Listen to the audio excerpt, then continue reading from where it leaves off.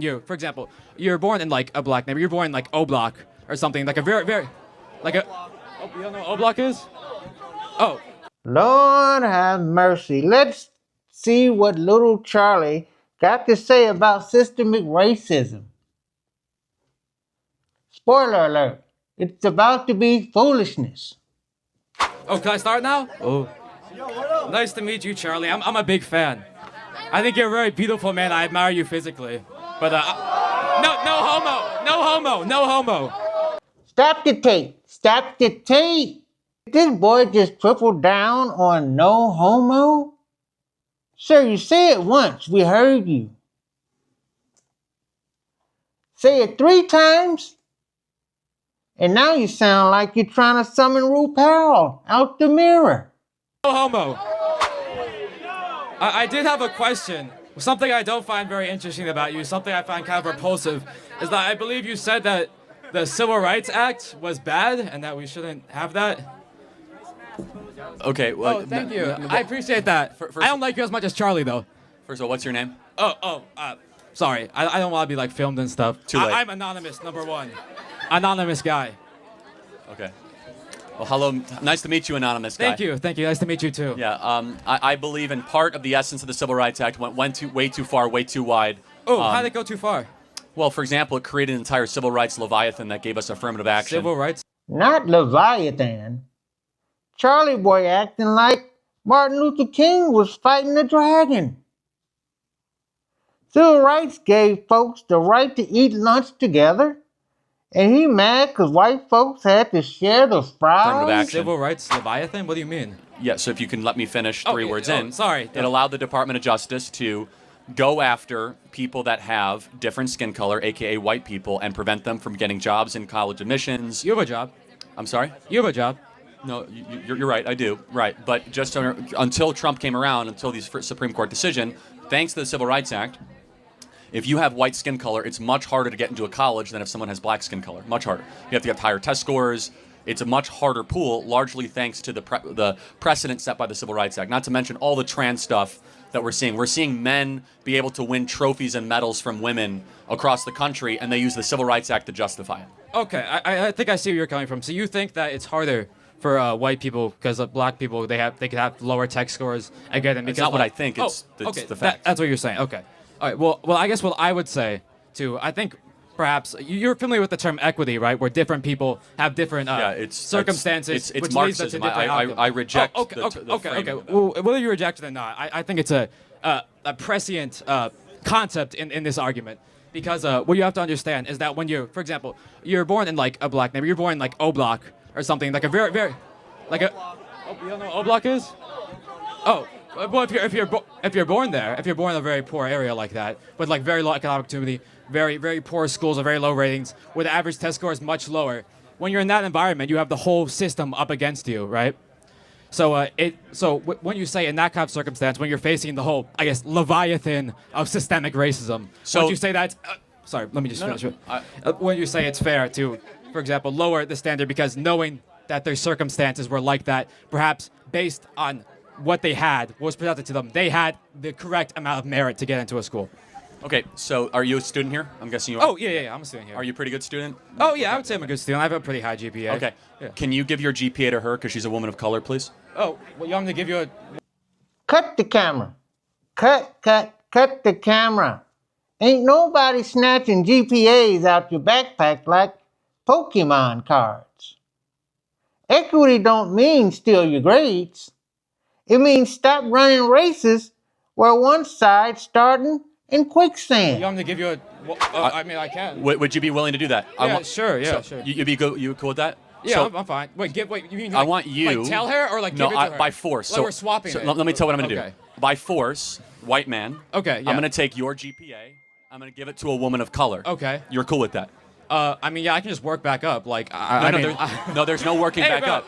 I can pull myself up by my bootstraps. No, there's no working back up. What do you mean you can't work back up? That's the whole point of conservatism, isn't it? I'm going to keep on taking it from you because that's equity. And you're cool with that. What? But that's not This is equity in practice. Equity isn't taking. Equity is applying the equal standard. If you give, how do you get? You must take, and then you give. Wait, what do you mean? That which is given must first be taken. Well, what's being taken? Well, in this case, grades from you to grades But to her. no one's taking my grades though. That's not what affirmative it's action called. is. Well, hold on a No second. one takes your grades. Hold on a second. If you Yeah, only have yeah, so many, oh. you only have so many positions at University of South Florida to come in, right? There's a set number. Let's say it's 20,000 people, okay? And we're gonna say we're gonna lower the test standards so that somebody that's a woman of color can come in, and therefore it's harder for you. So it's a higher bar for you, lower bar for them. Definitionally, that's a redistribution of test scores to somebody else, just by the definition. And you're okay with that? Well, I guess I would ask then, if we were to do what you're doing, I guess that's what's happening under Trump, right? Well, no, it's actually been happening the last 40 years. Okay, actually, yeah, whatever. Okay, so when you say that, if you do that, then, well, black people aren't going to get into school, and then they won't be able to uplift themselves, they won't be able to have prosperous families, they won't be able to, equalize the economic status, because you need to give them a little jump start. You know what? You have a car, right? How is that? Well, no, now I know who you are. No, it's good. But no, how has that worked the last 40 years? We've had robust affirmative action. No. We've had hiring practices. Has it made black America more successful? I can answer that easily. It's because sorry. It's because sorry. What am I going for? Oh, I sorry. don't know. You're a funny guy. So what happened is, even after the Civil Rights Act, you know what I believe the term is massive resistance. It was a movement in after the Brown versus Board of Education in Virginia, where essentially the legislature, which was still white supremacist, which is still extremely racist, they decided that no, we're going to do everything that feasibly possible within our means to stop black people from going to white schools. You even see this in I believe it was the Little Rock Nine, right? Even after. Woo! This boy came with receipts. He dropping history like mixtape bars. Meanwhile, Charlie's sitting there looking like somebody unplugged his Wi-Fi. Right? Even after it was legalized at the state level, white supremacist mobs still mobilized to prevent it. So even if it de facto it's gone, de jure it still exists. Let me ask you a very simple question. A term you keep on throwing around. Got you. What is racism? What is racism? Ooh, that's a very complicated question. But no, it's not. I mean, there's a simple answer, and then there's the highly theoretical answer. Give me the simple. The simple answer will essentially be because we have like different skin colors, that he's treated a different way than me. He has like a different upbringing than me. No. But what is racism in practice? It's discrimination. Based on the color of the skin. Based on the color of the skin, yeah. Got it, thank you. So isn't it racist then to penalize white people to come into college or to get jobs based on the color of their skin? Well, no. Wouldn't that be racist? So you're arguing for a very racist policy, which is that we should actively discriminate against people based on the color of their skin, which is affirmative action and DEI in practice. I just disagree with the premise that you can do like anti-white racism because Wait, can you be racist against white people? No, bro, I'm a cracker, bro. What the No, you can't be racist towards white. Bro, there's so many crackers here, bro. There's your clip, bro. There's your clip. Bro, like, why are you saying that to me? You're making me scared. Okay. So let me tell you what we believe, because you tell us what you believe. Okay. Your worldview is indistinguishable from the KKK. That you want to organize the world based on skin color. We want to organize the world based on merit and character, based on how hard you work, what you bring to the table. I believe it's destructive and wrong to say that people are going to be organized or have their future set based on the color of their skin. I think it's tribalistic. I think it is divisive, and I think it hurts the excellence of a country. You asked a question, well, how are we going to help other communities? You know how you help other communities? Stop pandering to them and start treating them like individuals made in the image of God, not tribes to be organized for political purposes. Okay, so do you think... And here go Charlie with his TED Talk finale. Meritocracy sound cute till you realize some folks driven Teslas at the start line. Others barefoot on gravel, but Charlie swear it's a fair race. So do you think, like, when Trump is now he's president, now that racism is gone now because Trump is back and we're no longer pandering, right? Do you think that the conditions of black people, do you think O Block is going to become, like, a much nicer place? Do you think that these very downturned sort of black neighborhoods that have been sort of left behind, do you think they're going to become revitalized now? Is that what you think is going to happen? Yeah, they'll do better for sure. You think they're going to do better? Now that we've stopped helping them, they're going to do better. Well, see, that's an interesting thing. Because that seems like contradictory to me, just on basic logic. Well, actually, black Americans under Donald Trump in the first term saw the greatest economic renaissance that they saw since the 1950s. Do you don't think? Sir, not the Black Renaissance. Trump ain't writing no Harlem poetry, and he damn sure ain't blow no jazz trumpet. Stop acting like Mar-a-Lago was the Apollo Theater.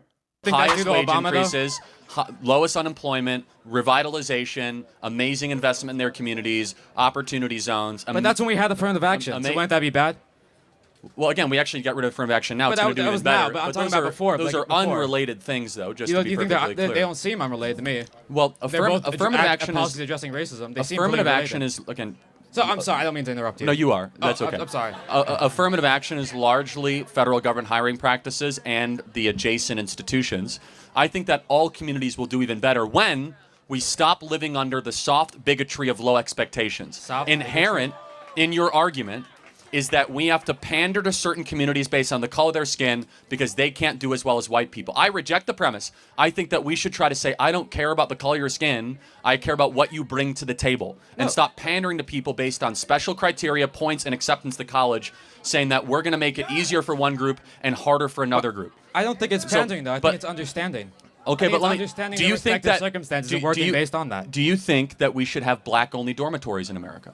No, why would I want that? Okay, well, there's hundreds of schools that have those, actually. What do you mean black only? Like, they're not, white people are not allowed in. No, at white all. people are not allowed White people, yeah, that's why I said white people are not allowed Correct. in. We have black-only graduation ceremonies across the country. Well, those are from, well, I believe those are most likely at, like, HBCUs, right? No, like, the University of Michigan has one, Yale has one, Harvard has one. So we're agreeing that that is wrong. That is the furthest extension of hyper race obsession. So you could choose one or the other. You can be race obsessed or merit obsessed. We as conservatives decide to be merit obsessed, to build a country based on how hard you work and what you're able to deliver. Final verdict.